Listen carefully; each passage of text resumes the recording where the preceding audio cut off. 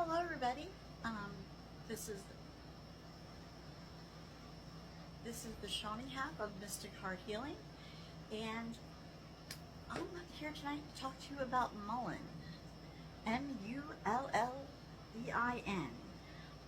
or Verbascum densiflorum, Verbascum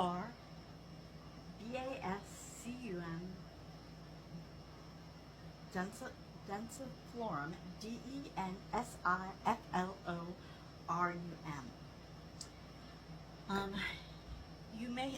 Most of you have probably seen it, even if you didn't know how to identify it. They are tall, sometimes 6 or 7, 5, 6, 7, 5 feet tall. They have the big woolly leaves like this.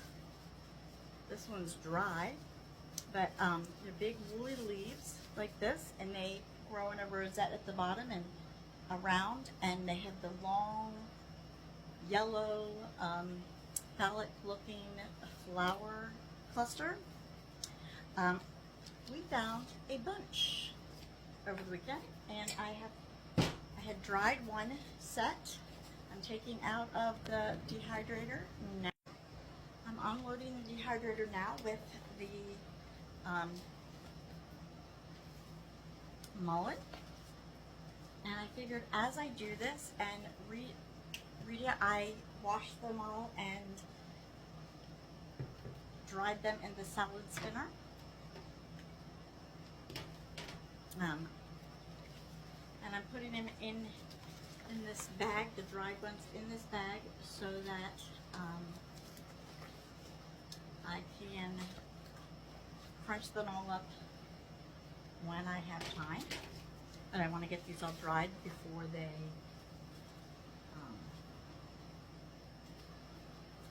no good. I don't want them to go to waste in my as I am doing this.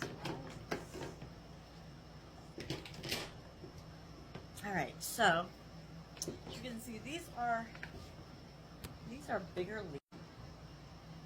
These are bigger leaves, and I am just going to layer them out in my dehydrator.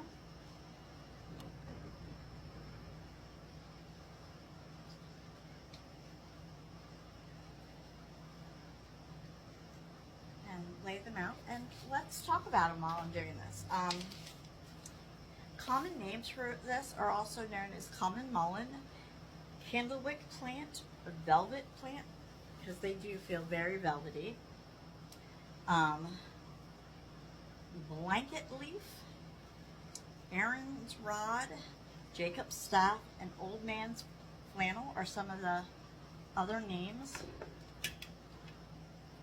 for this. Mullein is scientifically known as Verbascum densiflorum.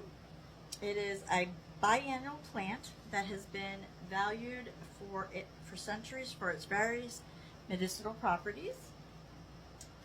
A lot of people got to know mullein during COVID, because if you were going to take an herb during COVID for your COVID, mullein might be one of the ones that you would choose to take. It's very beneficial for your lungs. It's great to have on hand for cold and flu season, because it is so beneficial for your lungs. I don't know if I will get the rest of this in one. I might have to do more than one more tray stack in my dehydrator, but we will do what we can do. Like, because some of these leaves are quite large.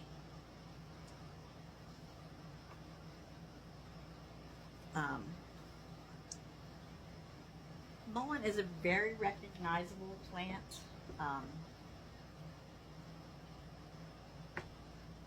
I'll see if I can put a picture up of it. It is found in all temperate climates. Mullein is easily recognizable by its tall flowering stalks and woolly leaves.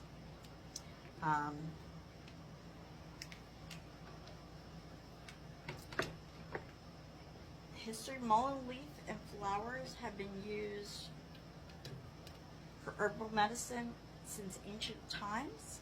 Various preparations were used during the Middle Ages, and as a remedy for skin and lung diseases.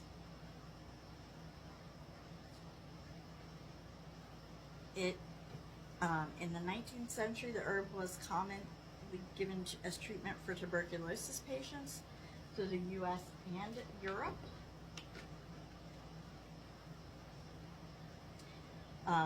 Eclectic physicians used mullein for diseases of the respiratory and genitourinary tracts and the ear canal.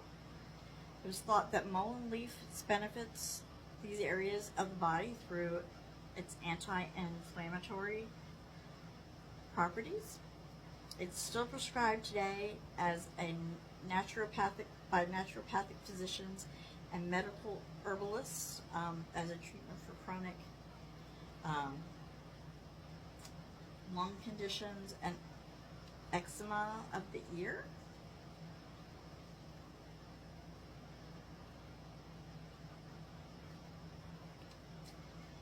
It has been used in traditional medicines in Pakistan and Turkey. For identification purpose, mullein is a herbaceous biennial in the I'm going to butcher this, the Scrophulariaceae or figwort family. It was originally native to Europe.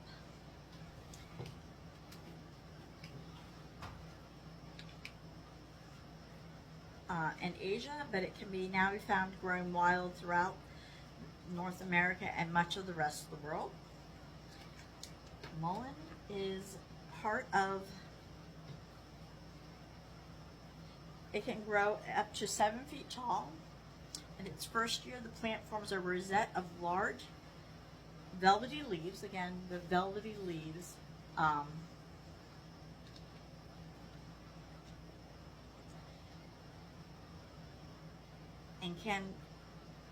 And that can be up to 1 foot long, these leaves. Some of them are quite large.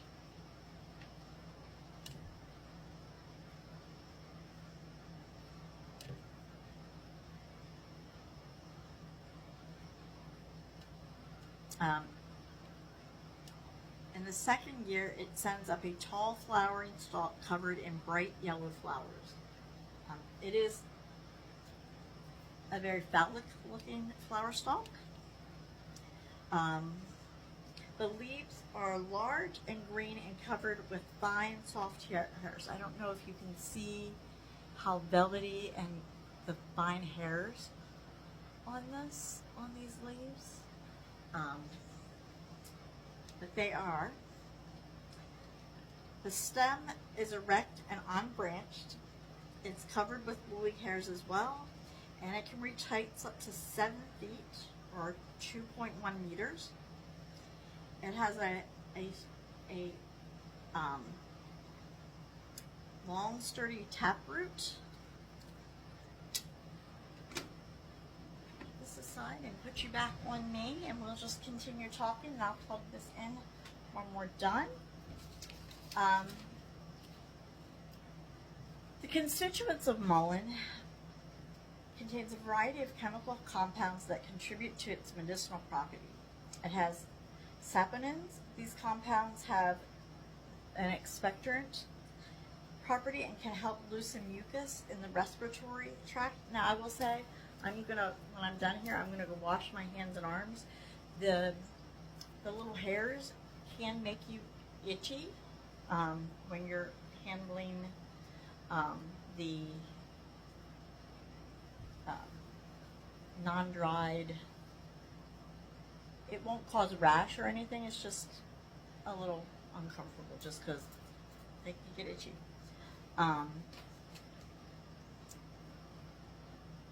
But the saponins work as an expectorant to loosen the mucus in your respiratory tract. They have flavonoids.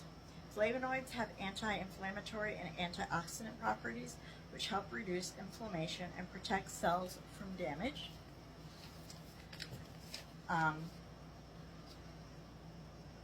Iridoids are known for their anti-inflammatory and antimicrobial effect. Have mucilage, which is why these leaves are kind of thick and they're definitely, that's not a thin leaf, they're thick, sturdy leaves. Even after they're dried, they're still pretty thick. That's the mucilage in there. The mucilage is a polysaccharide mucilage and gum content, which works to soothe irritated tissue. The mucilage is a gelatinous substance that soothes irritated tissues, making it beneficial for treating coughs and sore throats. What are some of the uses for mullein? And I've actually included some studies and so forth as well, so we have some scientific backup, not just my word.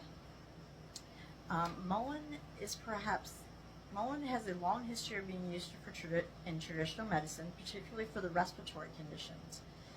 Mullein benefits the body by helping with urinary tract infections, UTIs, earaches, and as well as asthma. Mullein is perhaps best known for its use in treating respiratory issues such as coughs, bronchitis, asthma, tuberculosis, COVID. It works as an expectorant, helping to expel mucus from the lungs. A health advisory board in Germany approved mullein herb for helping to clear the respiratory tract. Research shows that the herb contains a variety of anti-inflammatory compounds, including luteolin, and I may not be pronouncing these all correctly, so please forgive me. Paintforol, verbicide,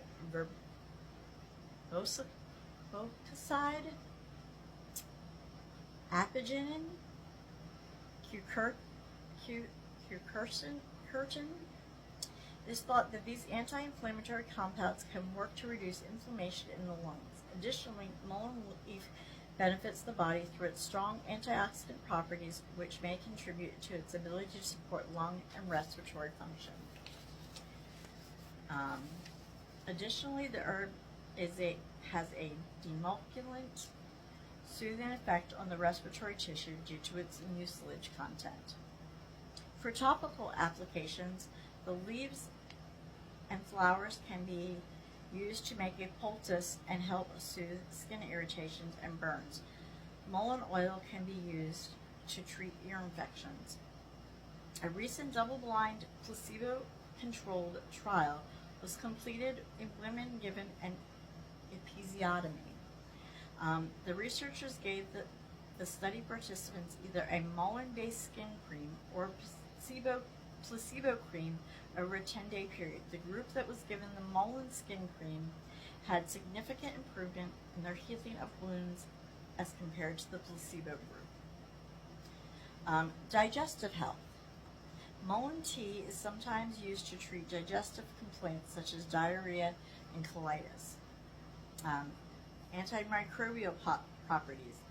Studies have shown that mullein possesses antibacterial and antiviral properties, making it useful for fighting infections.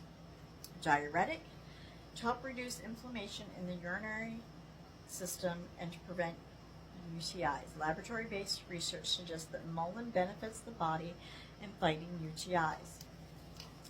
A test tube study looked at the antimicrobial properties of mullein extract in fighting common microbes found in the urinary tract infections. The research found that the herb extract has strong antiviral activity against various microbes, including a lot of the ones found in the urinary tract. I'm not going to try to pronounce these scientific names because I will butcher them. But even Candida is one of them. The research noted that their findings support the use of Mullein in traditional medicine for treatment of UTIs. We talked about it, using it for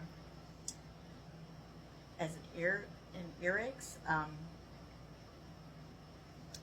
That Mullein oil shows that the herb may work as an herbal remedy for earaches and ear infections. Clinical trial looked at the effectiveness of a natural earache remedy in children. The natural remedy consisted of a variety of herbs, including mullein, garlic, St. John's wort, lavender, and vitamin E, and olive oil.